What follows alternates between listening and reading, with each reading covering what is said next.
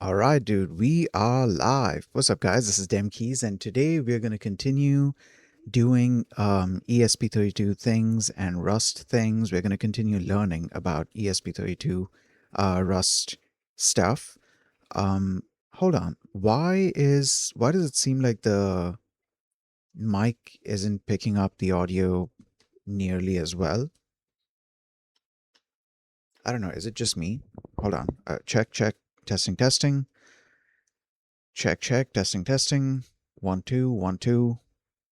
Um, I mean, for the most part, I think we are good. Yeah, okay, whatever. I'll look into this after. No, you know what? I think the level is fine. I think the level is fine. Okay, so what's up, guys? Today we are gonna be continuing learning about doing ESP32 development using Rust, doing ESP32 projects using Rust. Oh God, give me a second. Okay, that is so loud.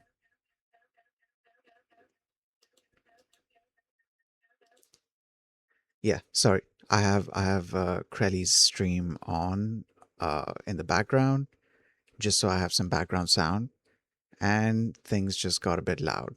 Okay, so um dude, holy shit.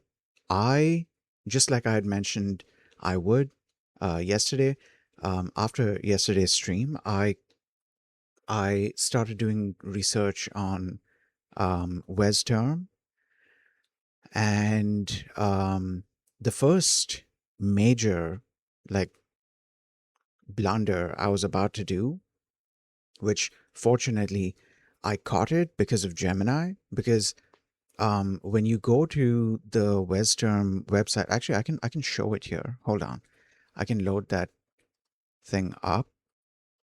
Um, we're gonna go to downloads. Where here? So if you go under Linux, and this is kind of wild. Okay, the first time that I saw this page, I did not notice. Actually, wait, let me open up my stream on my phone as well, just so I can see the chat. Oh, I probably also need to refresh this RTMP feed. So give me a second here. Okay. Okay. Better. So, what was I saying? So, yeah, the first time that I came on this page, the first time that I landed on this page, all I saw was this Flatpak thing. I've never explored this. I know about Snap, and I've looked at that to a certain extent, but I usually don't even touch Snap when it comes to installing stuff. I try to avoid it unless Snap is like the only way that, we can install something. There are certain specific things that I have installed using Snap. Firefox is one of them. There are maybe there's a select few other things, like two or three other things that I've installed using Snap that I use. Other than that, if there's like other stuff that Ubuntu itself installed for whatever reason using Snap, I don't know about that. Either way, my point is I haven't touched Flatpak. I've used Snap packages, but I've like never touched Flatpak. And whenever possible, I try my best to either go the app image route, where they give you a precompiled binary and you can just run that, or install it from the apt repo. Or there's also, in the case of something like Rust, I usually try to compile it from source. Okay, now when I landed on this page, I didn't see these tabs uh, at first when I was exploring this page. So it became a little frustrating. I was like, why is Linux installation limited to just this? And then I think I had asked Gemini about it, or maybe I just happened to see the word app image. And then I noticed this entire row, and I was like, holy shit, I had missed this. And because of that, I was very confused about like you know, what is possible. So then I looked at the app image thing, and while it's great to get the precompiled binary, this usually doesn't guarantee that you're going to be able to update the application because you're not installing it from apt. So Ubuntu is not keeping track of the package to be able to update it, right? And I think I'd gone through a couple of these, and I think I'd also looked into this, but somehow I didn't notice that um, in this case I would have actually been able to install it using the apt repo, which is exactly what I was trying to do. That's what I wanted to do, and it's super funny how there's been so much friction for me trying to get into this, and what was that stutter? It was mostly because of my own carelessness, my own mistakes. It's weird. It's weird, dude. Because like, okay, I downloaded this, right? I downloaded this. I followed these instructions, and I even got the binary. I even like created the directory and put the thing in there. And then I asked Gemini, okay, what do I do about updates? Because I knew that unless you are installing it through apt, it's most probably not going to be kept track of, and like it's not going to be part of the updates. So then Gemini told me that yeah, you usually wouldn't be updating this. If you want Ubuntu to be able to update the the what do you call it, the terminal, then you probably, okay, this also has me wondering, if Ubuntu updates the terminal, will I not need to restart the terminal? I didn't think about that. Like, how's that situation going to be handled? Either way, okay, so I installed it through, oh, accidentally hit my keyboard. I accidentally, no, I installed it. I installed WesTerm through apt, and I started setting it up. The first thing I did is change the theme to Rose Pine Moon, and that's when I that through trying to do that, and also trying to get into the whole customization thing. I'm kind of glad that I got into it, because understanding how the customization works, how Lua is being used there, it really helps you with customizing various behaviors of the terminal. And you're probably going to need to customize it. At least in my case, I needed to customize it. Like, for one thing, I wanted the tab line, the tabs, the tab bar. I wanted the tab bar to be at the bottom, not at the top. Another thing is I didn't like the look of the tabs. Um, I wanted something that looks similar to the way Kitty displays its tab bar, because that looks like it fits in more with the terminal. Oh, yeah, back to the Rose Pine thing. I discovered after applying Rose Pine Moon theme, which it's just a simple, like, you just have to set a field. Um, that's the simple way of doing it, by the way. The simple way is setting the field. There's like 700 or so themes available, and fortunately, Rose Pine Moon is one of them. Okay, great, awesome. The thing is, it only seems to apply to the terminal area.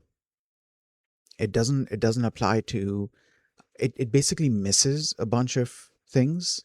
I don't know if it's specifically a Rose Pine Moon issue or if it's an issue with a bunch of other themes that are available as well. But like there were certain things that weren't taken care of. So the tab bar, for example, it still had that very Ubuntu UI kind of look, that very GUI, let me say, that very not it's not necessarily an Ubuntu thing, that very GUI kind of look, and I didn't like that, so I would have to change that. Um, there was also selection because Westterm has something similar to something similar to Tmux. Yeah, Western has something similar to Tmux, like this scroll back mode, where you have the ability to scroll throughout that entire buffer, and in here you can also select various things. Hold on, so I can, for example, do this kind of a select. I can do an entire I can do an entire line select. I could also do, let's say, what was the way of doing that? Oh, yeah. So in select mode, if I hit V, now I get to do a box select kind of thing.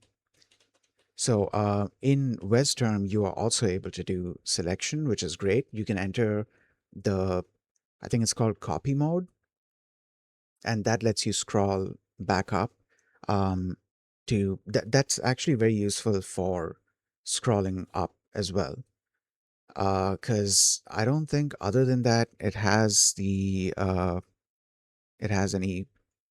features for scrolling up. I mean, it has like a half page and full page scroll.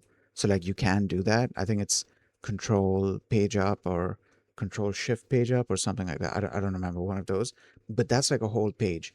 You can't do like one line, or at least one line is not mapped. So like one line scrolling like this, that's not mapped, or it just doesn't exist. So you would have to enter this kind of a mode in order to be able to do that, which I'm perfectly fine with that. The issue that I ran into is selection. Notice how here it highlights as yellow. In Westterm, it has its own way of showing highlights. Additionally, it also changes the background color because like each of the cells in the terminal, uh, each cell has a foreground and a background color. The foreground color is usually occupied by the whatever character is being displayed, and then the background color is whatever else remains within that cell. So for the sake of showing selection, Westterm also changes the background color of the cell. Usually, that's what it would be doing. But when I set the Rose Pine Moon theme, it wasn't doing that. So that kind of vanished. All of these things I had to like discover them one by one. I had to notice that, all of these various issues are there. And huge shout out to Gemini. Without Gemini's help, dude, there would have been so much.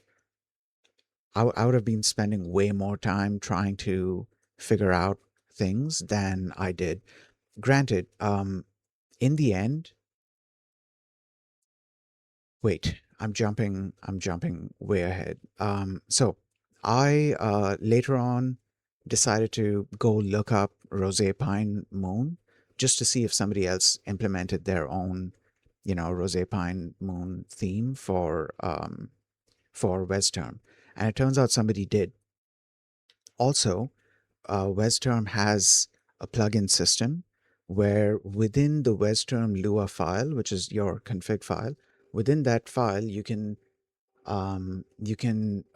specify like a require statement. You can do westterm.plugin.require, and in that you can specify a GitHub repo link. I believe the repo has to follow a certain format. I'm not sure exactly what all the requirements are, but I'm sure it has to follow a certain format in order for the Western plugin system to recognize it as a plugin and pull whatever plugin related files there are. And yeah, fortunately, the person who made the Rosé Pine theme for Western, they later on decided to also implement. How do I say this? They later on decided to make sure that the repo follows the plugin criteria, the plugin standard. So then anybody could just pull it in without having to clone the repo or copy the code or anything like that. Literally, all you have to do is just type that one line, and you've pulled the thing. And oh, you would also be specifying the variant. So dot main, dot dawn, dot moon. In my case, it's moon. So you do that, and then you have to specify you have to set the colors. So there's a colors field within a config. Your entire file, your entire western.lua file is returning a config table. And within this table, you set various, you know, you set various fields to control and customize various things within Western. So if you want to set colors, then you would be setting the config.colors field. And the when I tried to use actually okay, hold on. So there's colors and there's also theme colors, I think. Yeah, I think these are two different things. I'm trying to remember, but like anyways, okay, the point is the one that's available out of the box, the Rosé Pine Moon that's available out of the box in Western, it wasn't getting the job done because it was kind of incomplete. If I would be using it, then I would have to I would have to customize a couple of things myself. And I didn't want that. I wanted the entire theme, like, properly being applied to the entire terminal. So I used the one that has been implemented, and that solved my problem. There was like 3, 4 lines that I had to add in my Western Lua file. And just like that, I was able to add the Rosé Pine Moon theme to Western. Then there were a couple of other things. Dude, this is all making me realize how powerful this terminal really is. This terminal is incredibly powerful, and there's a bunch of functionality that is just hidden away. Not hidden away on purpose. It's just that some of the functionality hasn't been mapped to anything. Like for example, um, you see how I'm able to do this tree view sort of thing, this list sort of thing, where I can see a list of the tmux windows, and under each tmux window you can see, sorry, I can see a list of the tmux sessions, and under each session you can see a list of all the windows that are there. Similar to this, Western has something called a tab navigator. And the tab navigator by default is not mapped to anything. So you would have to open up the command palette, which I found out that there's a command palette. You can hit Control Shift P, and this is an excellent way to find functionality that you might not know exists. Or just like in general, if you're trying to look for some functionality that hasn't been mapped or anything very specific, you can just hit Control Shift P, and then a little menu, actually a pretty big menu, pops up with a search bar, and you can start searching for stuff. And the tab navigator is one of those things, which by default isn't mapped to anything. So you would have to launch it through this thing, and it's a separate window. It's a sort of overlay with fuzzy finding capabilities. So if you have like a bunch of uh, a long list of tabs, you can use this thing to search for your tabs. Something that I'm trying to solve right now within a problem that I'm trying to solve within this tab navigator is the way that the the the the way that the names for the tabs are set, because it seems to be setting it in an odd way that I can't really describe it, but like it's setting it in a way that's unintuitive. It's setting it in a way that this list becomes kind of useless for me because um it's not giving me the right information. It's not that it's giving me the wrong information. It's that it's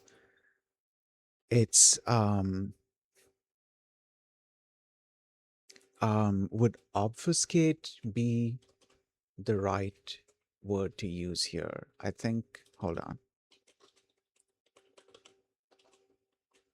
Give me a second. Make obscure, unclear. Yeah, obfuscate. It's obfuscating the actual information. So for example, if um I mean, to be fair, something similar going on here as well, right? At least here, I just realized something.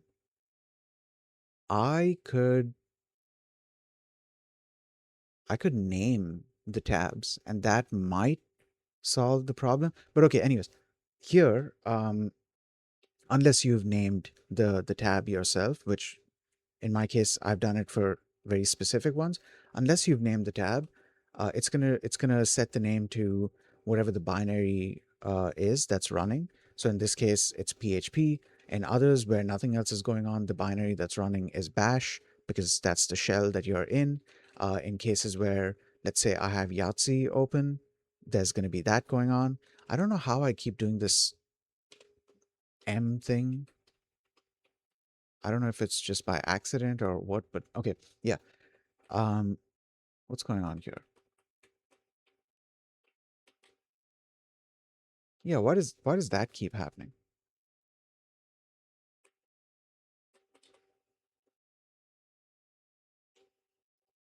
Hold on.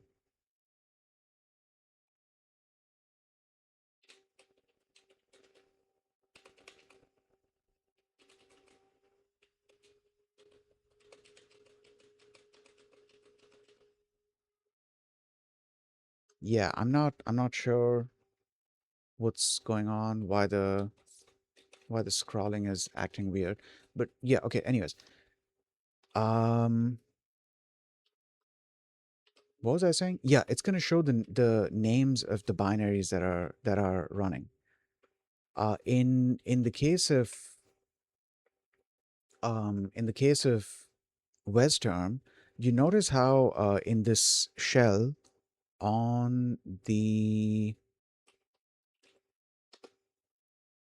in this shell on the left side of each line, like the very beginning of each line, you see dem keys at dem keys, es primo whatever, that's the computer name, p510, right? So this is like the computer name, and then dem keys is the username. This is what shows up in the list. uh, this is what shows up in the list here when I try to do this in Westterm. So I need to figure out a way to customize that. And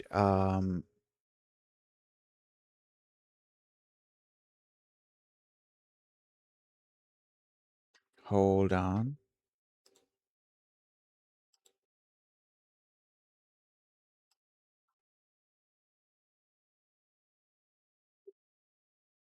Okay. All right.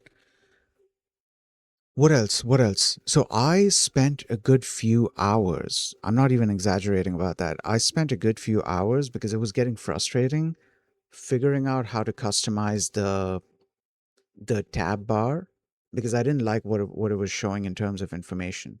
So I found out that, oh yeah, through the config file through westterm.lua, you can like customize this behavior because they have like Lua callbacks and stuff. And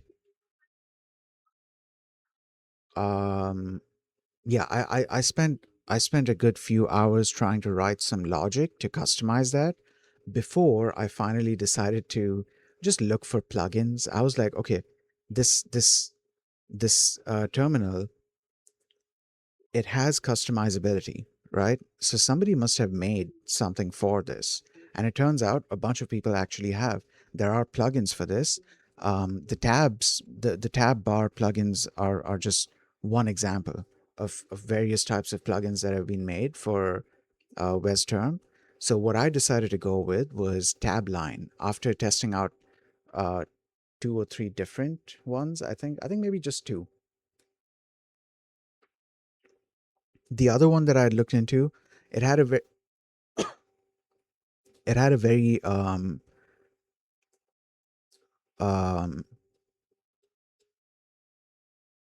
it had a very Tmux like feel. So basically, what you see at the bottom of the screen right now in each of the Tmux windows, it basically looked like that, and I kind of like that.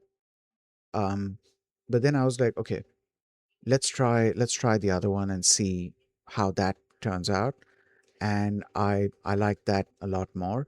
The other one is called Tabline, the one that I'm currently using, which is based off of something called Lua Line, which, from my understanding, is a part of NeoVim, and I believe that's what I'm already using. So, for example, if I don't want to open up this project right now. Do I have a project in?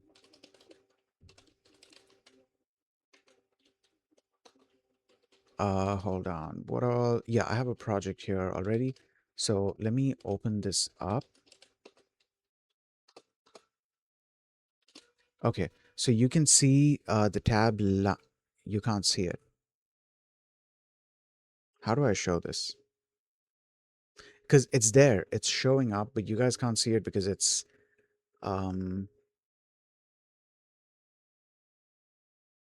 Okay, how do I go about showing this? Which specific window? Because this is a this is a tab line at the bottom of the um NeoVim window, but it's not showing up. It's showing up on the other screen that I'm looking at because that screen is big enough.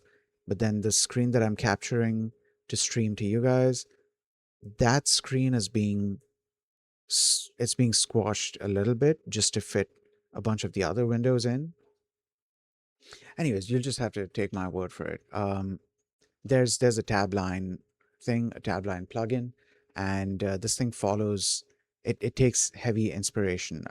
Sorry, there's a Lua line plugin, and tabline takes heavy inspiration from Lua line, and also I believe from Tmux. So basically, they follow that aesthetic, um, but they've set up the tab line in their own way.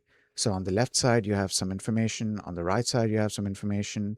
And in the middle, you have all of the tabs that exist within this current session. Speaking of sessions, um, I need to explore the multiplexing capabilities of WesTerm. I need to explore workspaces in WesTerm and sessions. If that's a separate thing, I need to explore that as well. And then I also need to explore um, Tmux related stuff. By the way, speaking of Tmux, I did find an issue, specifically a graphics protocol related issue, which can be solved, but I don't really want to solve it. Um, this is a graphics protocol related issue. Well, it's an issue in the way that um, the the information that has to be passed on is being passed on, and because of that, you may or may not see garbage when you try to when you try to, for example, view an image in the Yahtzee file previewer. That's actually happened with me, and I got like an error from WesTerm. I fed the error into Gemini, and then Gemini explained that, yeah, there's certain things that need to be said. You need to let this thing know that it's the terminal being used is WesTerm and so on. And then I was like, okay, so this issue is occurring when I am SSHing from from the WesTerm terminal, into another machine to attach to a tmux session that's running there. Okay. And then in that tmux session in a window, I open up Yahtzee and navigate down to any image file, and then the file previewer is showing me garbage instead of showing the actual image, right? And then I also get some sort of weird error. So this issue is occurring over SSH, over tmux, and all of that. Okay, fine. Let me try using just tmux on my local machine and see if I still have that issue. And turns out I don't. So if I'm running WesTerm and within WesTerm or using WesTerm, I decided to um, create a new tmux session and then load up or attach to that tmux session from WesTerm. And then I try to use Yahtzee uh, to preview a file, an image file. I can view the image just fine. There's no graphics protocol related issues there. And the the solution that Gemini gave that requires me to change certain SSH daemon related settings, not just like regular SSH configuration. So I decided to hold off on that because things are working things are working fine with the Kitty terminal. I'm okay with that. Once I manage to get the multiplexing thing set up on WesTerm, I'm probably not going to be touching tmux after that. Straight up, I'm not going to be touching tmux after that. But that's also why I want to explore WesTerm a lot more. I spent all of yesterday, after yesterday's stream, that is, I spent all of yesterday um, researching WesTerm and like full on customizing WesTerm. So much so that like when I set up WesTerm on one of my other machines now, I'm I'm gonna have to completely like copy this WesTerm Lua file because that's the only way that I'm gonna get all the customizations that I want. And this is also reminding me that I need to create a dot files repo so that I can put a bunch of these dot files that I have in there. My tmux dot file, which I'm not going to be using it after I've stopped using tmux, but I'm still going to put it up there anyways, just at the off chance that, sometime in the future I decide that, oh yeah, I might need this or something. Then I'm sure there's going to be a bunch of other programs that I've like customized over time, and like I can't even remember right now which all there are, but there are a couple of them for which I had to edit the config files. I think I was gonna um, upload the kitty conf file as well. I think I might do that, even though once I move from tmux and kitty onto WesTerm, I'm not going to be touching tmux or kitty anymore. I'm still going to save those conf files just in case if I ever need it. And also because, I've done all this work customizing it, why just throw it away, Let's at least, at the very least, have a snapshot of it in case if I need it at some point in the future. But yeah, dude, I'm loving WesTerm so far. I'm excited to explore this ecosystem, and I'm so glad that heading into this, at least, I kind of have an idea of what I'm doing because I know Lua.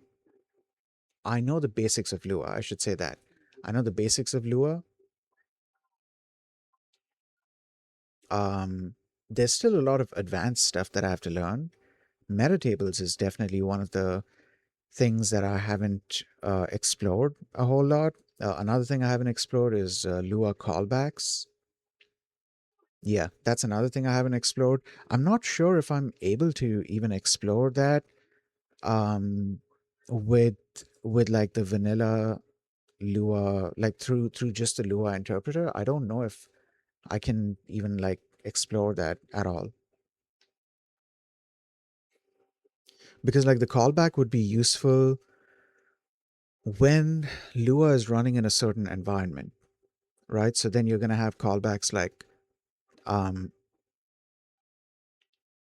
I'm trying to think of if it's going to be a callback from the external code to Lua or from Lua to the external code. It could actually be both, but yeah, there's like callbacks in this case are just like events. So they have like on tab title whatever or on tab load. I don't remember what the thing is, but for each of the tabs, this thing is probably going to load up once. This event is probably going to fire once. So that's one example. Uh, Hold on. I'm curious in terms of using Lua. Does this what is it called? WesTerm. Does WesTerm use mlua um to have like Lua interpreter or and Lua runtime support, or is it using something else? Let me open up the cargo. Oh, I mean, additionally, they might have also just written their own runtime. I don't know. Let's open up cargo toml, and it's probably going to be a long list. Let's go to M. Um, N M. Okay, map. Okay, mlua. There it is. So it uses mlua. All right, good to know. But yeah, I'm excited to dive deeper into this ecosystem, and I'm glad that this is one of those situations where I actually understand what I'm doing when it comes to customizing the application's behavior using Lua. At some point in time, I would like to be this confident about customizing NeoVim's behavior through Lua. I'm at that point now where I understand Lua, but the way that Lua is used in different applications is not going to be the same. That's the great thing about Lua is that it makes things extremely flexible. You can use it in whatever way you want. You get to control. Oh God, it's gonna get loud again. Yeah. Uh, you can use Lua in whatever way you want. You can use Lua functionality to do a whole bunch of different things in different ways in your program. My thing is I just need to learn that way that NeoVim uses Lua. Just like how I'm slowly learning how WesTerm uses Lua. By the way, interesting tidbit. There have been conversations taking place within the NeoVim community for people of people where people okay, forget about grammar and stuff.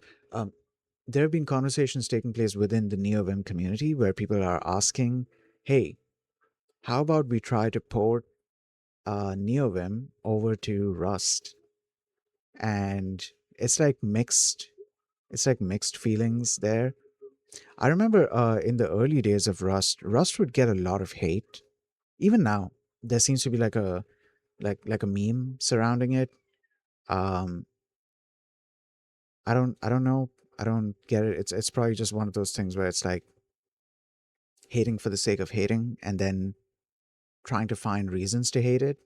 Meanwhile, you can see a whole bunch of very interesting things being built using Rust, including an entire terminal that's being built using Rust. But anyways, okay, my point is, um, I've been seeing those conversations taking place as well. So I'm curious if, at some point in the future, somebody might write their own NeoVim in Rust, and if maybe there's going to be a community developing around that. Who knows? Dude, at some point, if that does happen, I would absolutely be interested in trying it out. In fact, I would love to see the NeoVim developers themselves try to port NeoVim over to Rust. I don't have any good reasons for why they would need to do that. I'm in terms of low level Rust development, I'm not nearly knowledgeable enough. In actually, okay, I'm not nearly knowledgeable enough in both C++, and Rust to be able to say that, hey, here are some concrete reasons why you might want to do that. I would just love for it. I would just love to see the thing being ported to Rust. Um, that's about it from my side. But that makes me wonder if Gemini has something to say about this. So give me a second. Okay, hey, so I do Rust, Rust and Python development using NeoVim, LazyVim. This has me wondering if there are any efforts to perhaps port um, NVim to Rust. But also, I'm wondering what possible benefits, that's the word, benefits would there be of doing that? Um, what possible downsides there could be?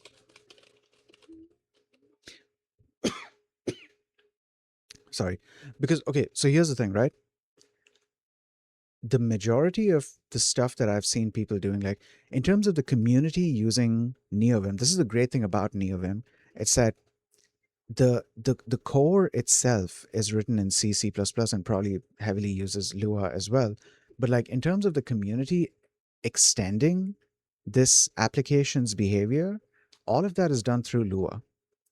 So if this if the core, or if NeoVim is to be ported over to Rust, it's mainly the core that's going to be ported, and nothing else. Nothing else should be negatively affected, or affected at all, for that matter. At least I don't think so. Nothing else should be affected.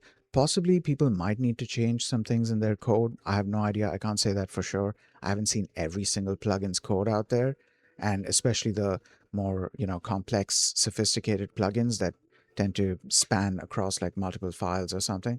I haven't seen all of that code. I probably won't even understand all of that code, even if I did see it. So I wouldn't be able to tell if, um, you know, the move from one to another would be that simple. My point is the the main thing that's going to be moved or ported in this case is going to be the NeoVim core, not all of the plugins that are meant to be running on this core. Uh, if done right, then these plugins should just be able to work with the new Rust-based core with minimal changes here and there. Okay, all right. Let's continue with the question. What possible downsides could there be? And also, in terms of porting things to Rust, why? Oh, wait, and so on. Also, in terms of porting things to Rust, why do people seem to be in so much support of it? I'm super curious about all the niceties. Uh, did I spell niceties there? Okay. The niceties that um, they see within Rust to think that a port is beneficial.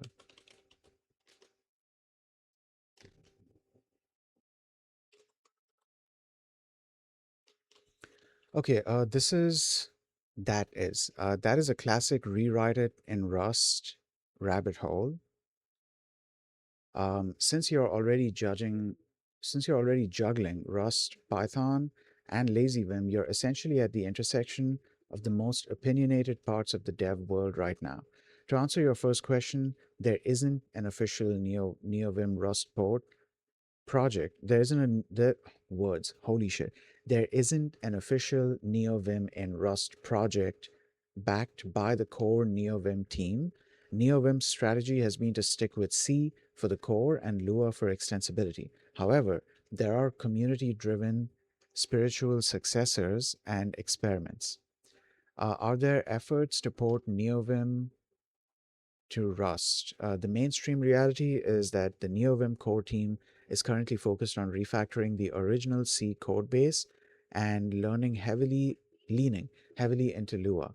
A full rewrite isn't on their roadmap because the Vim part of NeoVim is millions of lines of legacy code, legacy C, that would take a decade to perfectly replicate. All right. The Vim-like Rust projects. RS Vim. This is probably the closest to what you're looking for. It's a terminal-based editor built from scratch in Rust, aiming for Vim-like behavior, but, but using a JavaScript slash TypeScript runtime for plugins instead of Lua. Then Z. While not a port, Z I've actually heard of Z, but I'd found out that this is like browser-based, isn't it? This is not like a desktop application. Or am I thinking of something else? Hold on. Let's keep reading. Um, while not a port, Z is the new Z is the new hotness, quote unquote, written in Rust. It's extremely fast and has a very competent Vim mode. It's essentially what people want when they ask for NeoVim, but in Rust. Okay. Helix, another Rust native editor. It's Vim adjacent, um, and very popular among Rustaceans who want a postmodern terminal editor without the plugin hell of NeoVim. I kind of want the plugin hell of NeoVim because I want the customizability. Though there might be other ways to customize these other editors. Okay, the why the Rust hype? When people say we should rewrite X in Rust, they aren't just being fanboys. There are tangible technical niceties, quote unquote, that make Rust addictive for systems programming. Memory safety without a garbage collector. In C, a single off by one error can cause a seg fault or a security vulnerability. Rust's borrow checker forces you to handle memory correctly at compile time. No more null pointer exceptions or use after free bugs. True, true. Then fearless concurrency. NeoVim is largely single-threaded. Writing multi-threaded code in C is like juggling chainsaws. Rust's type system makes it mathematically impossible to have data races, allowing developers to build highly parallel editors that never freeze during heavy LSP linting sessions. Then, modern tooling, Cargo. Coming from Python's pip or C's make/cmake, Cargo feels like magic. It handles dependency testing and documentation perfectly. Yeah, I know about that, definitely. Um, then, benefits versus downsides of a rewrite. Stability, that's one of the benefits. No more random crashes from memory leaks or bad pointers in the core. Downsides, the long tail of bugs. Vim has 30 years of edge case fixes for weird terminals and encodings. A rewrite loses all of that institutional knowledge. Okay. Speed. Rust allows for aggressive optimization and easier multi-threading, making the UI feel snappier. But the downside is plugin breakage. NeoVim's biggest strength is its ecosystem. A Rust port would likely break existing Lua/Vim script plugins unless a complex bridge was built. Okay, that's an interesting way to look at it because my way of thinking there was that whatever these plugins are calling into, or whatever these plugins are attaching to, I guess it would have to be like similar to what how things were working on the C end. Of course, this is like highly, highly simplified on my end. These are very, very complex systems. So like it's not that simple. But like my assumption was that they would replicate whatever is being called into by Lua. So I don't know if the plugin breakage, like unless it's actually done in that way, unless they make an effort to not have a whole bunch of plugin breakages, there's probably going to be plugin breakages. That being said, I don't know if it's as simple as just make an effort to make sure that there's not plugin breakages, because I guess to understand that, I need to understand exactly what the Lua code is calling into. And the only way I'm going to understand that is if I try to write my own Lua plugin. So I should probably hold off on making that call, as in trying to make that judgment about how easy or hard it's going to be until I've tried to do this myself. Then maintenance. Rust strictness makes it easier for new contributors to jump in without accidentally breaking everything. But the downside is development velocity. Rewriting is slow. While you're rewriting feature A in Rust, the original C project has already added features B, C, and D. Then, my 2 cents. Since you're using Lazy Vim, you're already benefiting from the modern side of NeoVim. The consensus in the community right now is don't rewrite the engine, rewrite the parts. Okay, like the Linux kernel, I guess. Um, Wait, hold on. I need to let the yeah, I'm gonna while I'm reading this, I'm just gonna freeze the matrix rain for a little bit. Or rather, I'm gonna move focus away from the window in which those three windows are being captured by OBS, which is then causing, the fans to get loud. So yeah, things there are gonna freeze for a little bit, which is fine because I'm just reading. Holy shit, we are 1 hour into the stream. Um, I was expecting to get started with the electronic stuff like soon, but I guess I got distracted. Okay, we are seeing more NeoVim plugins being written at. Hold on, this is a thing? We are seeing more NeoVim plugins being rewritten in Rust using libraries like nvim oxy because they can handle heavy lifting like fuzzy searching or tree parsing much faster than Lua, while still living inside the stable NeoVim core. Given that you're already into Rust and Python, have you ever felt like your NeoVim setup was bottlenecked by the engine itself, or is it usually the plugins that slow you down? Actually, it's neither of them. I'm pretty happy with my NVIM setup. Most of the bottleneck that happens is usually because of my own hardware. Of course, there are times where I wish certain loading things, I keep spelling loading wrong, loading things were a bit faster, like when I load up a Rust project and then the Rust analyzer loads up all the dependencies, and that takes some time.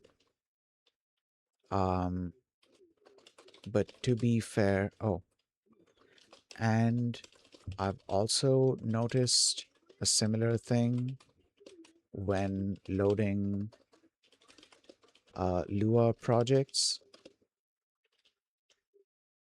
So I do wish that part was a bit faster, but it's not necessarily slow, if that makes sense.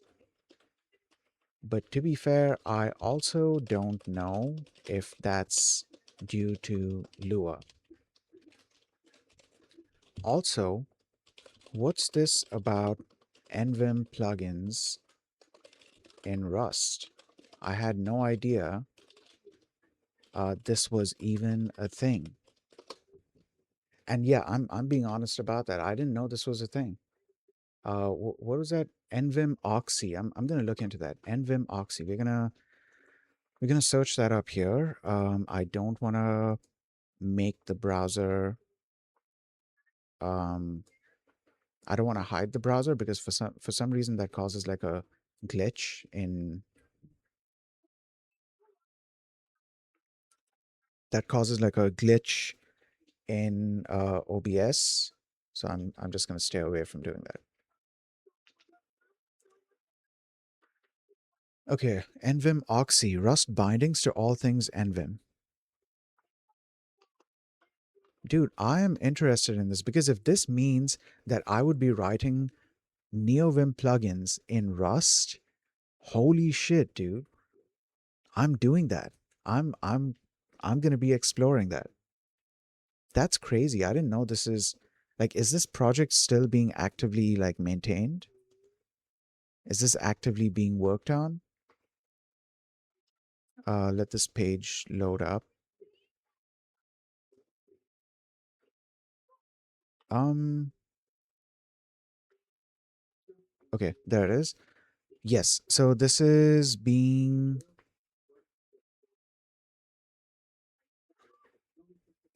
uh I don't know if this is actively being worked on.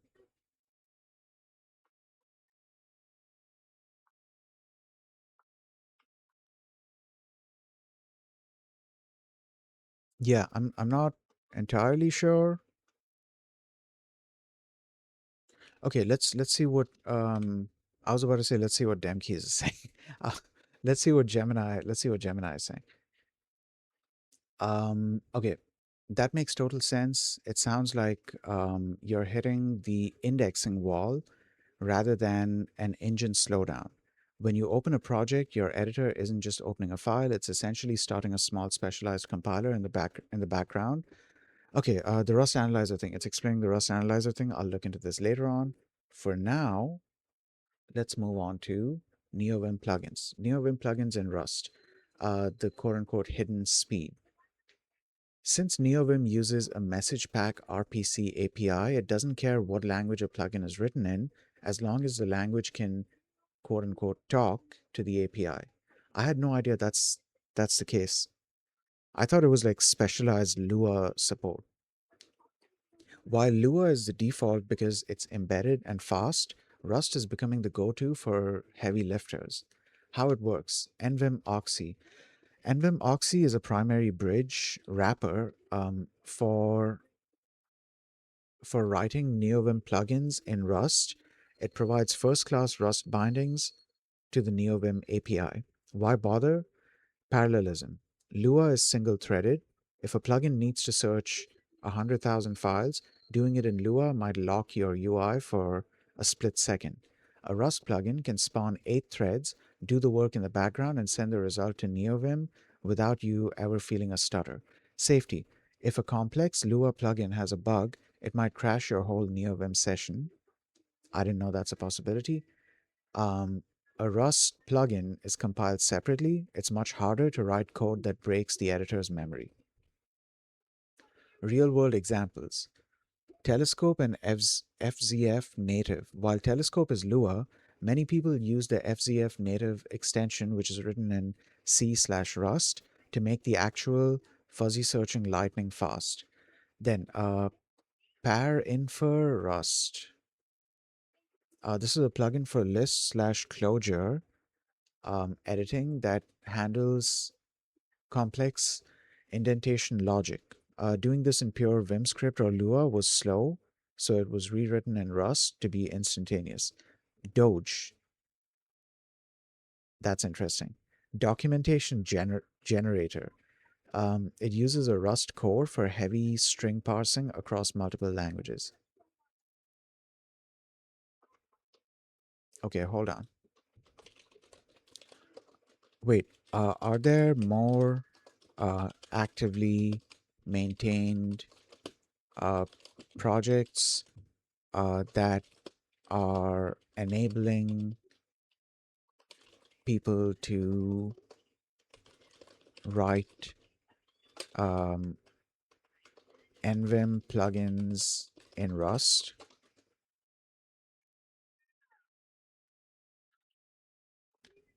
Actually, you've touched on a very niche but growing ecosystem. While Lua is the official language for of NeoVim, the Rust community has built some impressive bridges to let you write plugins with full type safety and high performance. Okay, the heavyweight is NVim Oxy. The bridge master, NVim RS. If you prefer an asynchronous approach, NVim RS is a popular library. However, no, how it works. It uses NVIM's message pack RPC system. Instead of being inside NVIM, your plugins run as a separate process, a remote plugin, and it talks to NeoVim over a socket. The benefit, since it's a separate process, even if your plugin goes into an infinite loop or hits a massive computation, it cannot freeze NeoVim's UI. It's incredibly stable for tools that do massive file system scanning or network calls. Then the helper, NVim utils.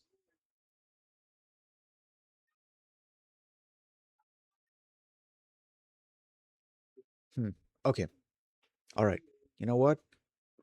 I am excited to dive into this further.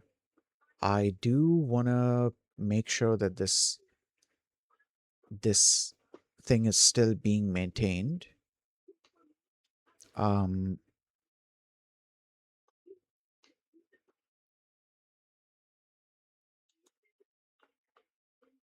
hold on.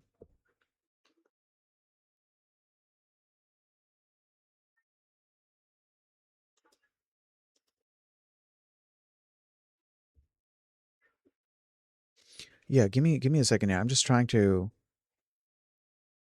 see if there's like active replies. Like I don't, because I don't know if this is actively being maintained, actively being developed. That's kind of important to me before I spend time with this.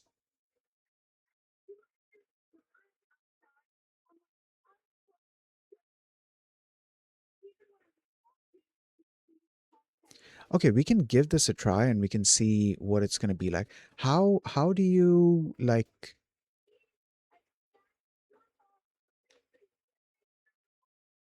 how are you loading the plugin into NeoVim after it's been, you know what? Oh, what is this? This thread, NeoVim discourse so and so, calling NeoVim internal functions with so and so, so and so, so and so. Okay, it leverages Rust's foreign function interface support to hook straight into the NeoVim C code. Wait, this approach comes with a few limitations. Oh, okay. So it turns out NVim Oxy doesn't use this. It uses a different approach. Yeah. So this line is telling me that it says NVim Oxy takes a different approach. It leverages Rust's FFI support to hook straight into the NeoVim C code, allowing feature parity with in-process plugins while avoiding the need for an extra I/O layer. Okay, okay. So I'm gonna read up on this. I do want to ask Gemini. Hey, I'm curious.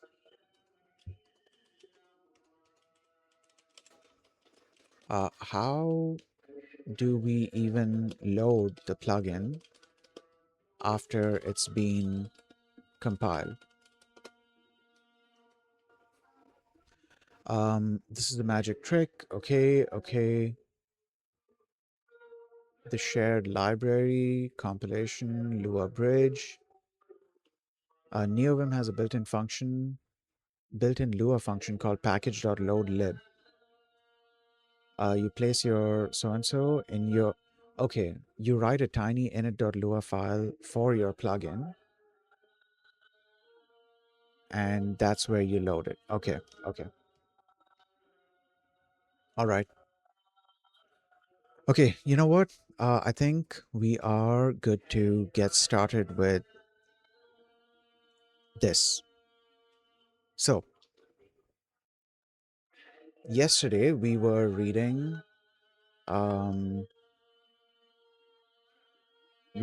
this.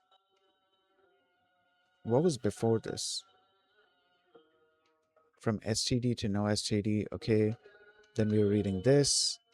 Um, all right, and then we moved on to compiling for the microcontroller. Okay, target triple. Did we finish reading this section? I don't remember. Okay, so this is the architecture extensor, the vendor ESP32. Oh, I didn't read this thing.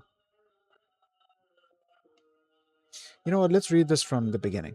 Okay, now let's talk about embedded systems. When it comes to compiling Rust code for a microcontroller, things work a little differently from normal desktop systems. Microcontrollers don't usually run a full operating system like Linux or Windows. Instead, they run in a minimal environment, often with no OS at all. This is called a bare metal environment. Rust supports this kind of setup through its no STD mode. In normal Rust programs, the standard library (std) handles handles things like file systems, threads, heap allocation, and I/O, but none of those exist on a bare metal microcontroller. There you go, on a bare metal microcontroller. So instead of STD, we use a much smaller core library, which provides only the essential building blocks. ESP32 and STD. Now here's something interesting. The ESP32 can run with STD, but only if you use the official ESP-IDF framework. ESP-IDF provides OS-like features that makes it possible to use the STD-based Rust code on the ESP32. That makes it possible to, okay, yeah, okay. In this book, we will not be using STD. We'll focus entirely on the bare metal approach using no STD. Okay, the target triple for ESP32. To compile Rust code for a microcontroller, we need to specify a custom target. For bare metal ESP32 development, the target triple looks like this. ESP32, no, extensor ESP32 none elf. Let's break this down. So extensor is the architecture. ESP32 is based on the extensor architecture, not ARM or x86. The vendor is ESP32. This refers to the specific chip family from Espressif. The OS, this tells Rust that we are not using an operating system. It's bare metal. Then the format. This fourth part is important. In many targets, the fourth entry is an ABI like GNU or MSVC, but here it's not an ABI, it's the format, it's the object file format. It'll be ELF, executable and linkable format, commonly used in embedded systems. Wait a minute, you might be wondering, we never used the rust up target add command for this. That's because the ESP up tool took care of it. We already set it up in the development and in the development environment section. In fact, you can't directly add the ESP32 target no, target using the usual rust up target command.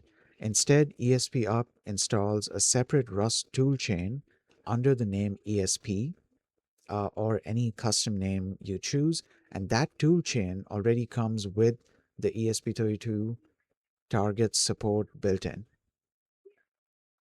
All right.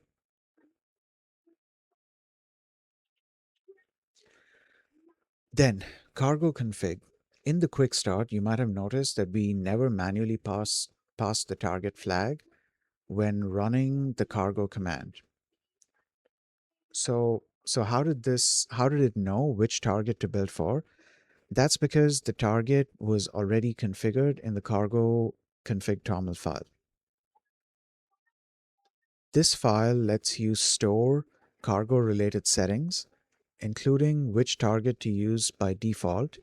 To set it up for ESP32, create a cargo folder and create a .cargo folder in your project root and add a config toml file with the following content. Now you don't need to pass target every time. Cargo will do this automatically. So I guess we should create the file. Actually, create the directory and the file.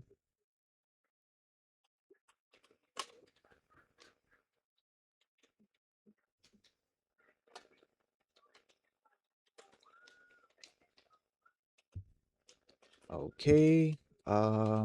Let's do .cargo and then what was it? Config.toml. Yeah, config.toml. Config.toml.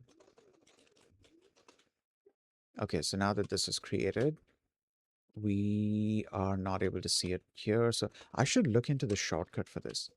I believe it's the Snacks Explorer. I'm not sure. Just a second. Explorer Snacks. Yeah, okay.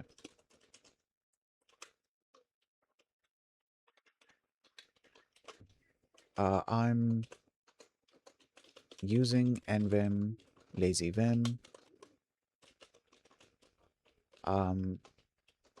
Whenever I do leader E to bring up the Snacks Explorer, the hidden directories, the hidden files and directories are not shown.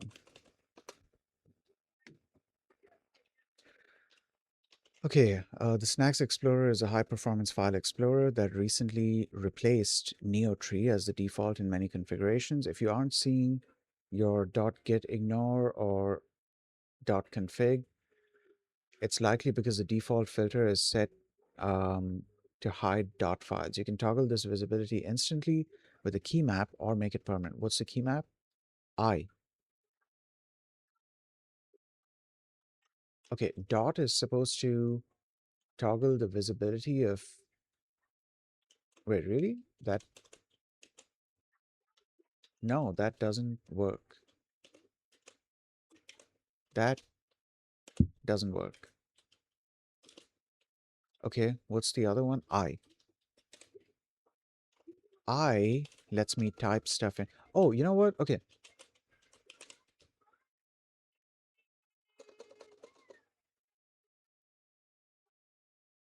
Okay, let's try this. .cargo slash config dot toml.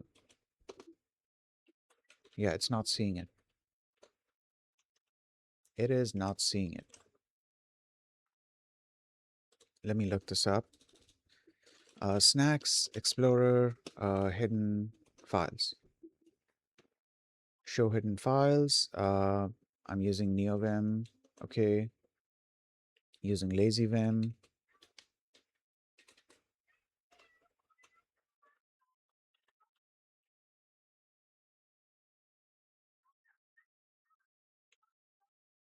You can toggle it with MH. What is M supposed to be? Hold on. In NVim, what is MH supposed to be? M is a prefix for the meta key, Alt key. Okay, Alt H. Let's try that. Oh, there it is. That solved the problem. Okay, cool. Awesome. Now build target equals extensor. I don't know, does the quote and double quote make like a difference in Tamil? I never took. I'm realizing. I'm real words. I'm realizing this now that I never took the time to finish learning. I'd started, but I never took the time to finish learning about how the Tamil language works. I should do that at some point because in Rust I encounter Tamil pretty often, and I'm slowly starting to encounter Tamil in other places as well, not just in Rust specifically. It gets used like extensively in places where you need to create config files for various things, not necessarily um, creating entire behaviors, but specifically config files. It's also a lot more legible compared to something like JSON, for example. As in, it's a lot more, yeah, legible. I was about to say a lot more intuitive, but like, yeah, in terms of, let's say you want to specify settings for training a neural network, for like hyperparameters for training a neural network, you can specify them in a TOML file. You could do it in a JSON file as well, but there's going to be like, a bunch of extra stuff in there. Um, but with something like TOML, you can create this kind of label. I'm calling it a label, but I'm sure it's called something else. You can create this kind of label, and under this, you can have a bunch of fields. And this can then be loaded up into whatever language you are trying to do your stuff in. In Rust, it could be loaded up into a struct. In Python, it could be loaded up into an object. And you can then access the fields in that. Actually, wait, no. In Python, it's still going to be loaded up as, I don't know. I was about to say it's still going to be loaded up as a dictionary. JSON does that though. I don't know if the cargo crate does that as well. It's possible. Maybe it does that because that's a good way to be able to access these fields through like a key value pair kind of mechanism. Okay. Extensor ESP32 none elf save. I don't know if this is like, does this throw an error or not? I guess we'll find out. Okay, moving on.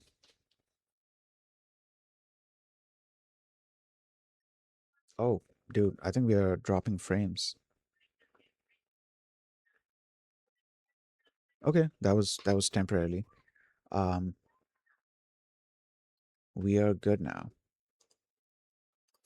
Okay, tool chain. Once you add the target in the config.toml file and try to build the project using cargo build, it will no longer compile. At this point, you'll see an error like this. This is what I was talking about yesterday when I was saying that I like, dude, I just realized the window is frozen. You guys can't see what I'm doing. Oh my God.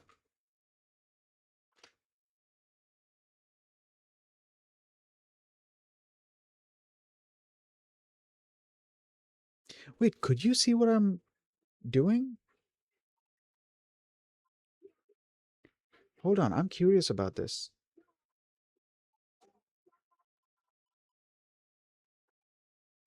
Yeah, I'm pretty sure you guys couldn't see what I was doing.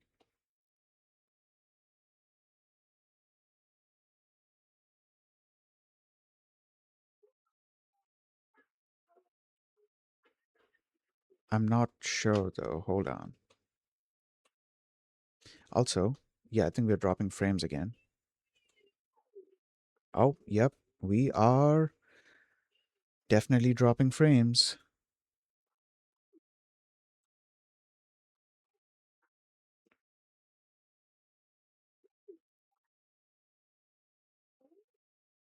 Okay, I think we are better now.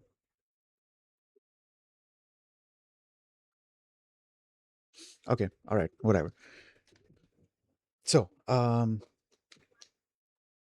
none of what I did was shown on stream. What I did was I came in here, I created this cargo directory and a config file, and then in here I was trying to figure out how to show hidden files and directories, which shout out to the Reddit user that I got the information from.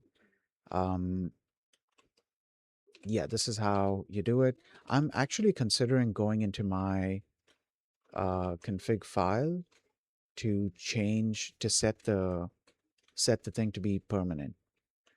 Add hidden equals so and so, ignore equals so and so, and ops.picker as well, not just ops.picker.sources.files.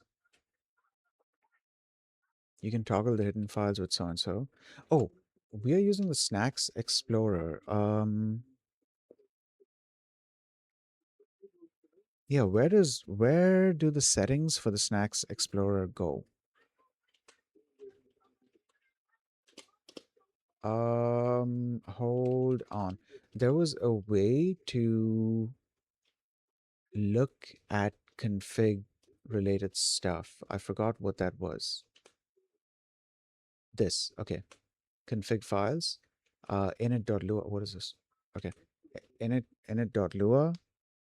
It's not init.lua. It's lazy.lua because init.lua is loading up config.lazy. I'm interested about where config is coming from. But yeah, okay. This is lazy. Let's open this up. So this is where I've set up a couple of things. Some of the stuff I had to do myself, and some of the stuff was already done. Um, is picker mentioned somewhere here? Picker is not mentioned. Ops is mentioned. However, I'm not sure which ops I'm supposed to be changing because a couple of different like tables might have ops in them. Actually, here it's only one. So it says lazywim.plugins opt so and so. Okay, requires lazy.setup. Okay, add lazywim plugin so and so so and so. Import plugins. I think this might be the place. This might be the place. Hold on. In ops.picker. Ops.picker. How am I specifying this? I'm also going to need to restart. Wait, what does Gemini say about like where I should be putting this?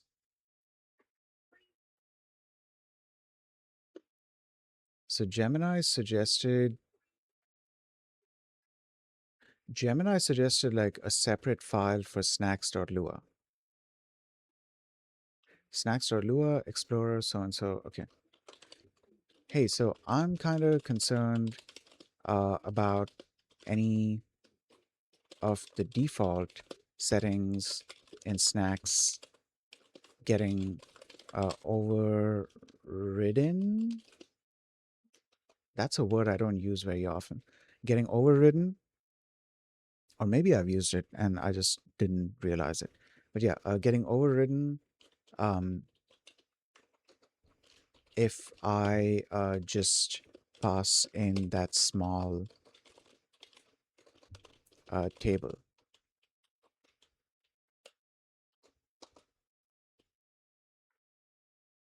That is a completely valid concern. In the world of NeoVim plugins, some older or less sophisticated plugins will completely overwrite your configuration if you provide a new table, but lazy.nvim is much smarter than that. Lazy.nvim, the engine behind LazyVim, by default, lazy.nvim performs a deep merge on the opts table. How it works in LazyVim: when you define opts in your local plugins snacks.lua file, LazyVim doesn't throw away the default snacks configuration. Instead, it takes the default table and patches it with your specific changes. So Explorer hidden equals true, the default, lots of keys, so and so, so and so, so and so. The result, it keeps all the dashboard, status column, and other Explorer settings, but specifically flips hidden to true. The safest way to write is so and so.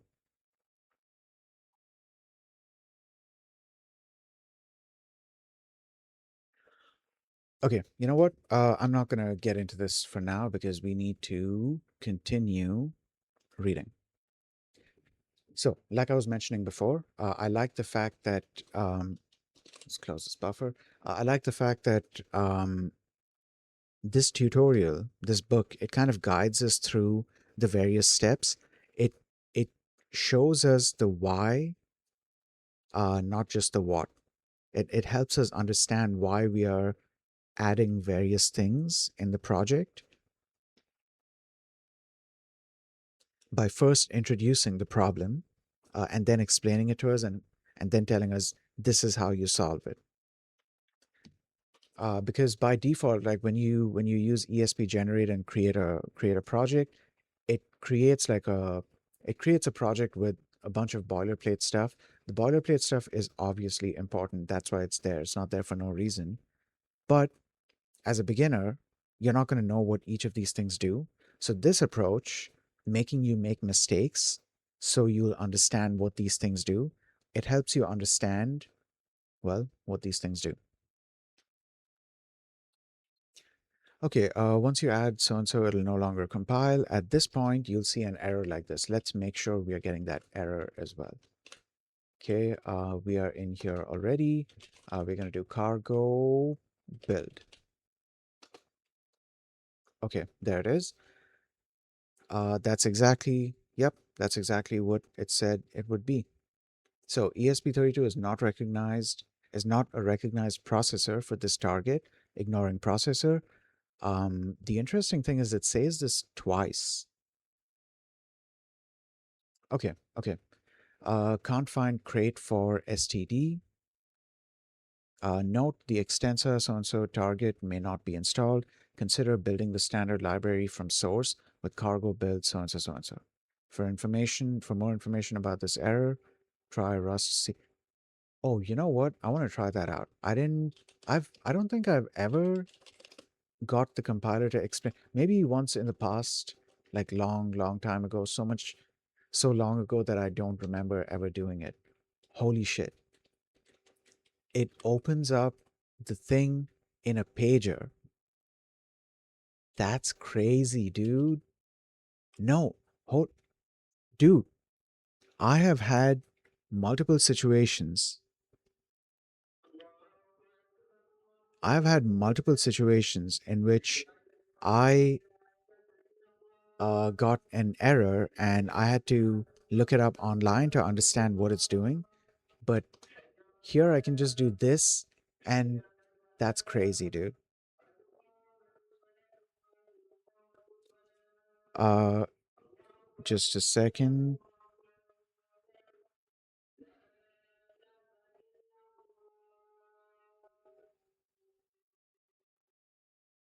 Okay, all right. Actually, there's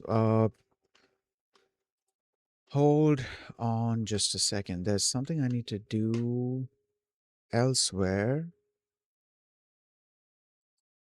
So I'm just gonna set that up real quick.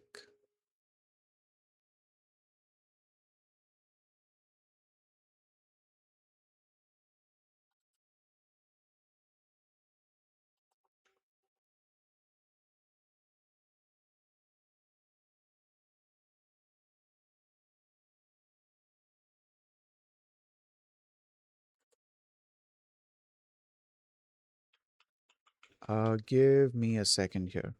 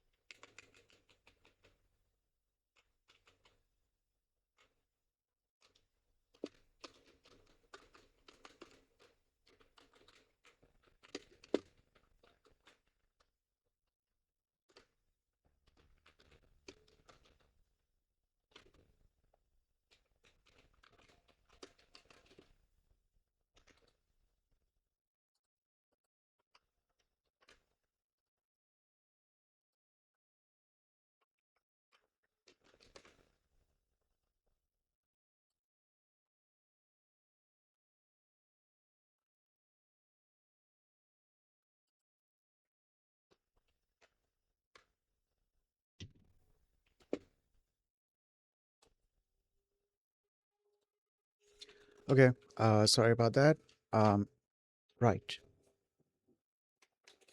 So I am interested in I should remember this. Rust C explain so and so. Because dude, that gives us all the information right in here. So for example, let's read this. It says a crate was declared but cannot be found. Erroneous code example. So and so, okay. You need to link your code to the relevant crate in order to be able to use it. Through cargo or the L option of Rust C, for example. Common causes, the crate is not present at all. If using cargo, add it to dependencies in cargo.toml, or the crate is present but under a different name. If using cargo, look for package so and so so and so. Oh, common causes for missing std or core. You are cross-compiling for a target which does not have std pre-packaged, or you're developing the compiler itself and haven't built. Okay, for me, it's the first one. All right, dude, hell yeah, this is awesome. This is awesome. So we learned something new, um, which again, I feel like I have explored this in the past years ago, like years ago when I'd gotten into Rust and just kind of touched it a little bit. I didn't really go too deep into it. I don't remember ever doing this. So if I have done it in the past, it was so long ago that I've forgotten. And I've definitely never used this like in the past couple of, well, in the past year or two that I've been very heavily leaning into Rust, I have not used this. Each time I get this kind of an error, I have to Google it. So just being able to do this is incredibly useful because I have a bunch of, like multiple different shells available. So I can like just load this up into one of them. Okay, back to this. Actually, no, come back here. So we're gonna read this. The message says ESP32 is not a recognized processor and also complains that the target might not be installed. Give me a second. Okay. But hang on, didn't we already install everything using the ESP up tool? Yeah, we did. So what happened? By default, oh, it's using the wrong tool chain. Okay, so tool chain, I think it's list. I spelled list wrong. This is our toolchain list, and unless we specify otherwise, it's using the default toolchain, which is the stable one. And the stable one doesn't contain, first of all, it doesn't contain the specific Rust compiler that we need for our target. And second, it doesn't contain the target that we need. All of that is contained within the ESP toolchain. I should do research on this. Toolchain versus compiler versus target and how they work together, and use this as a very specific example because I feel like this is a great example. Um, like, developing an STD application for x86 using stable toolchain versus developing a no STD ESP32 application um, using the ESP toolchain. Yeah, I feel like this will be a yeah, let me write this down. Dude, all of this stuff that I'm doing so fluidly here in Tmux because I've been using Tmux for a while now. I want to be able to do this as fluidly in um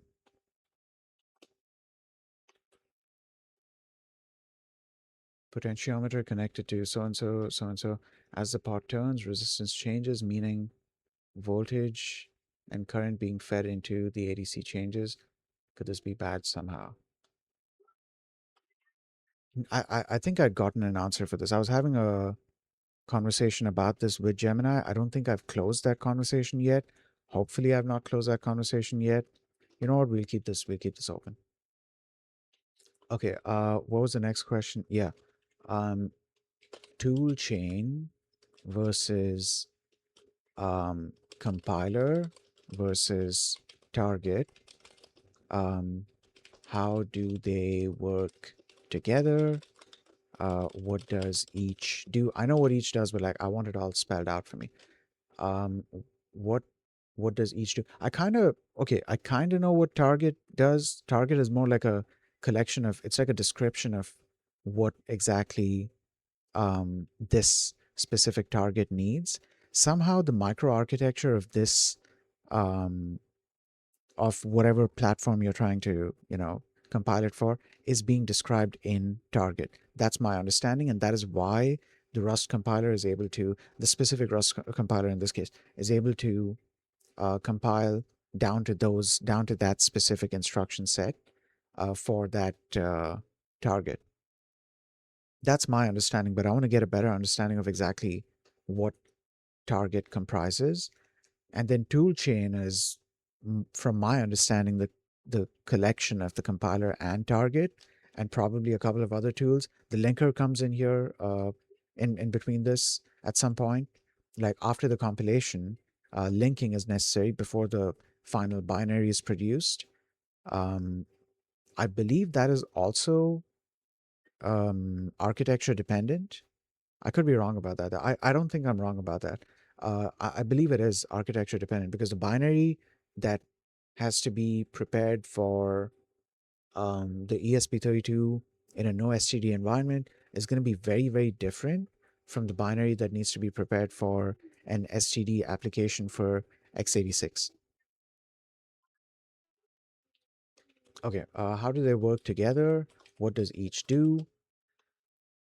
And oh, use stable versus ESP tool chains as an example. Save there. Okay. Um, dude, I feel like I might want to do this mapping, this thing. So I'm jumping between, so this is what, window number 26. I'm able to jump to window 0 thanks to this shortcut, Control B, B. And it's Control B, W to look at the tree, which is what I did initially just because I hadn't previously jumped to this thing. But once you've jumped and you want to jump back, you can just do Control B, B. So I want to map this in WesTerm as well, and I'm hoping there's like a last switched tab or previously switched tab or something like that. Maybe I can map this shortcut to that. It's really interesting customizing the terminal in this way. And because I'm so used to Tmux's behavior, I kind of want to replicate whatever I can um, in WesTerm, just for the sake of having less friction in terms of, moving over from Tmux over to WesTerm. All right, back to this. Okay, Rust uses your, wait, so what happened? By default, Rust uses your system's global tool chain. That one doesn't know anything about ESP32. ESP up, that one doesn't know anything about ESP32. ESP up installed a separate tool chain called ESP. You can give it a different name too. We just need to tell Rust to use it. In your project root, create a file called Rust toolchain and add this. Yep. Okay. So this is what I was telling you guys. Again, like I'm repeating this, but like, dude, I just appreciate, that's how much I appreciate this tutorial. So this is a project that was made using ESP generate, and you'll see a bunch of the boilerplate stuff in here, like build RS, a bunch of stuff in cargo toml. There's the Rust toolchain. There's the config file in the cargo directory. By the way, in the config file, we have only done target equals so and so. Yeah, that's interesting. So these are different ways of specifying it, I guess. Because what we have done is we did build, and then under that we specified target equals so and so. Here, target is specified under build in a way. I'm hoping that the wait, are you guys able to see? Yeah, you're able to see it. Okay.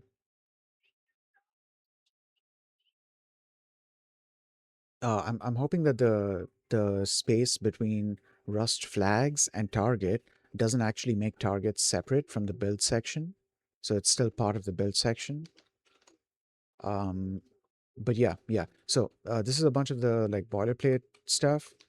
And currently this tutorial is walking us through the process of creating all of these things, piece by piece as problems arise and as we have to wait, what just happened?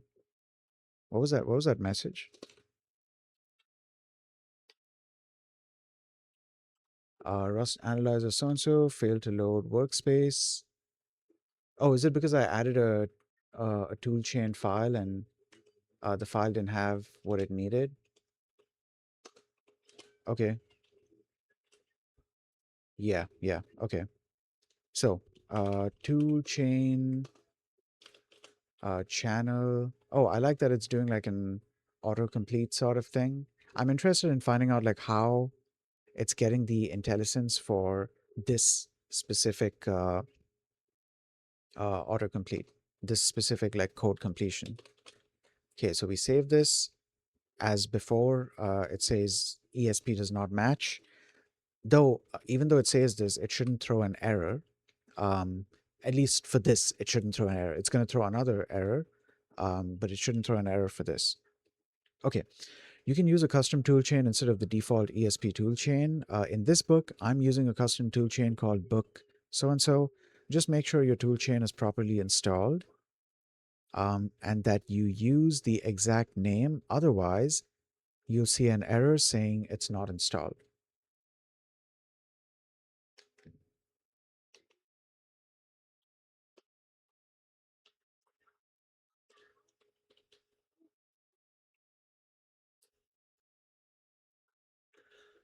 Okay, build std. Try to build again. It still won't compile, but this time the error looks a little different. Now it just says it can't find the std crate. Okay, let's build.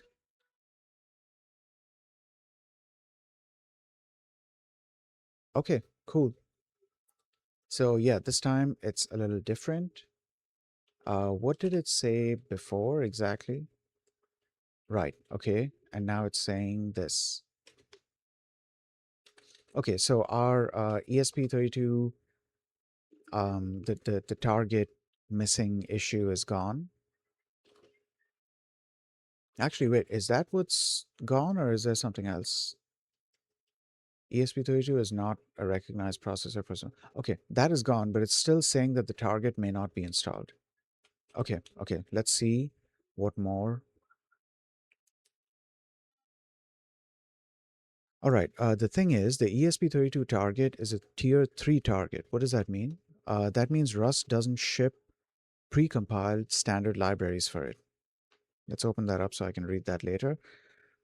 We have to build the core library from source ourselves. I'm assuming it being built. Okay, this is a good next question. Does um, build std equals core recompile the core using the ESP toolchain Rust C or the stable Rust C. Also, um, does um, does it make a difference which of the Rust Cs are used in this case? All right, back. Okay, the thing is so and so, so and so, so and so. Great. To do that, wait, no, wait. We have to build the core library ourselves. To do that, update the config file with this unstable build std core.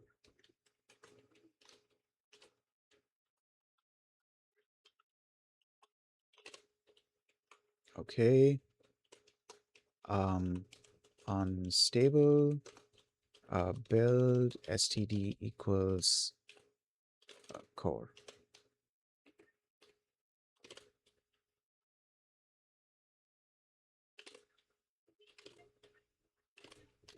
I'm still curious about whether the single quote versus double quote makes a difference because this is less of a Rust thing and more of a TOML thing. So the TOML file is being parsed. So I don't know if TOML actually sees a difference between. Actually, let me look this up. TOML single versus double quote. I need a faster way to Google things, dude. Dude, I need a yeah, no, I need a faster way to Google things. This thing of having to go to a different window and go to a different tab and type shit out, it's not working very well for my workflow. I need something quicker that's going to give me information like ASAP. Yeah, yeah. Even if it ends up being just a simple LLM that I'm running locally or something. Yeah, no, no. I need to think of a I need to think of something. I need to think of something. So far, LLM and words. Hold on. An LLM would be a good choice for this because they're trained on massive amounts of data already. Even an offline LLM, I might be able to get a good bit of information out of it. As long as it's not something that needs to, browse the internet and look things up, I should be fine. Okay, in Toml, double quotes are used for basic strings, which support escape sequences, while single quotes are used for literal strings, which do not allow escaping. Okay, so fortunately, in my case, I'm not doing any escaping, so we're good. All right, try building again. It still won't compile. See, this is what I was talking about earlier. Um, this is what I've mentioned multiple times so far, that this is why I like this tutorial. They are walking you through the entire process, making you make these mistakes, um, so they can then explain that, yeah, this is why it's not working. So now see, now there's different stages that are succeeding. It still won't compile, but don't worry, we are getting closer. In the next section, we'll fix the next set of errors. So now it's building. Wait, I don't have a build.rs file. Also, the build.rs file is it's pretty big. I don't think we are writing all that code um, from scratch. Like, this is the build rs file. Let me copy this. So let me copy this so I can open it up here. Actually, okay. Yeah, let's just open it up. This is the entire build rs file. We are not going to be writing this from scratch. Also, close this before it loads something and causes issues. Oh God, it's loading it. I need to close this and reopen it.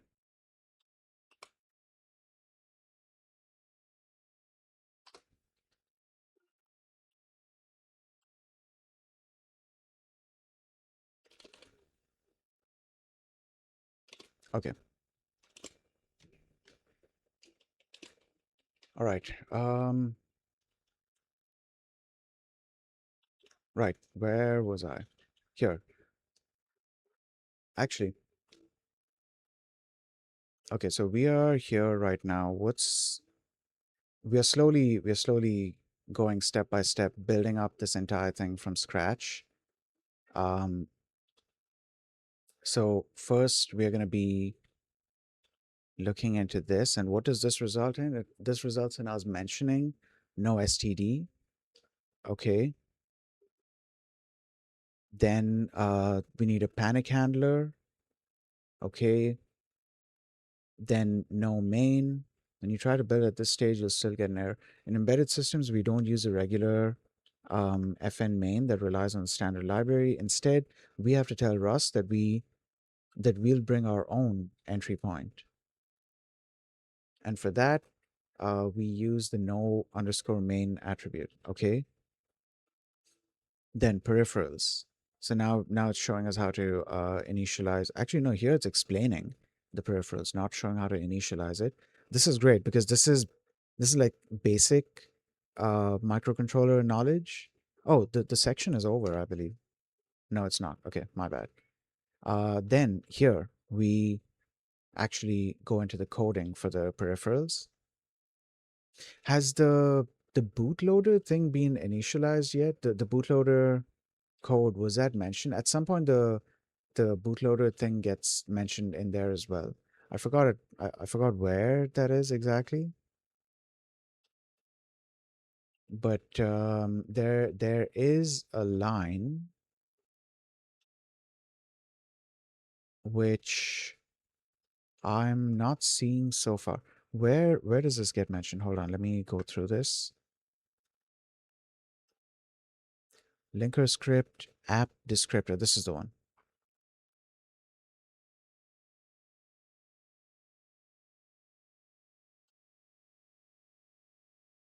Yeah, here it is. ESP bootloader, ESP IDF, ESP app descriptor. Yeah.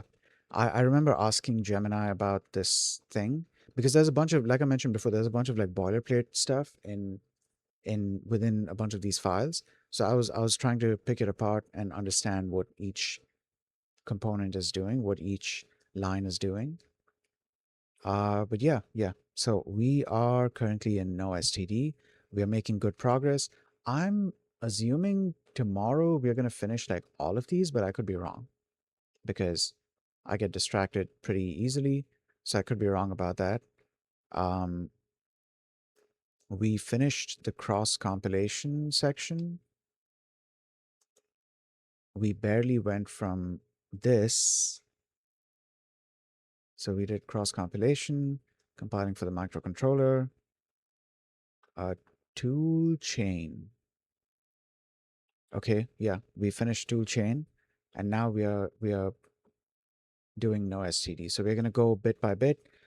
Hopefully tomorrow we'll you know uh finish like a good chunk of these, and then eventually get into the more interesting stuff where we try to you know set peripheral states and flash the binary onto the ESP32, and immediately after that we jump into PWM.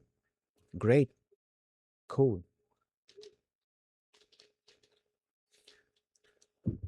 All right, now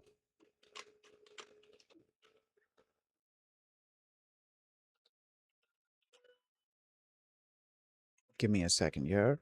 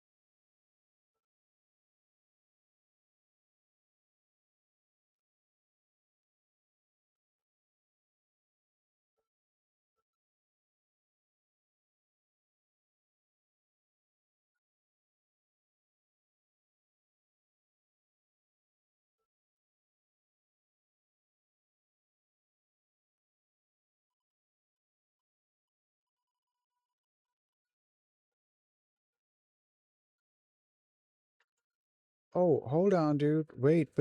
There's somebody here who is. I don't know if I opened the right one.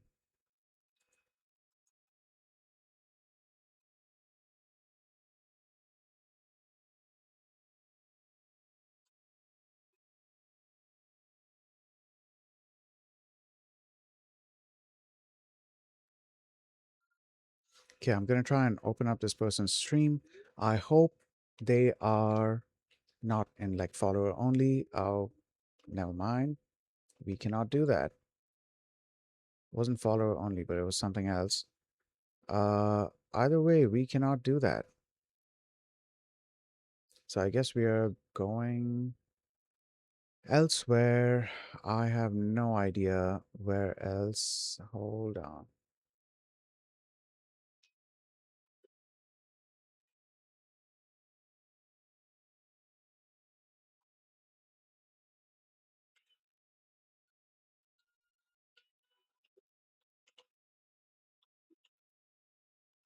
Okay.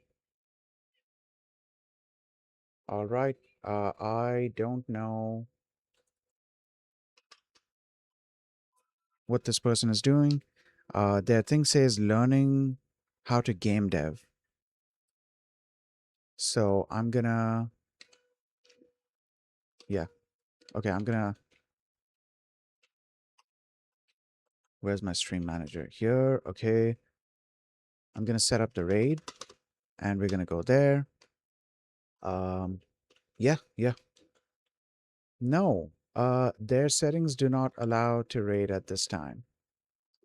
Okay, great. So I guess we are going somewhere else then.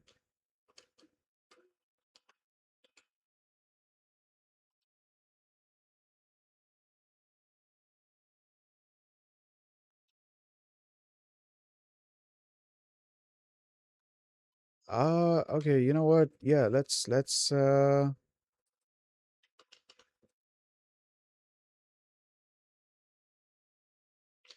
go to this person's stream. Hopefully the raid is able to go through here. Yes, it is. Okay, all right. So that's gonna be it for today's stream. I hope you guys have a nice day, and I'll see you all next time. Peace.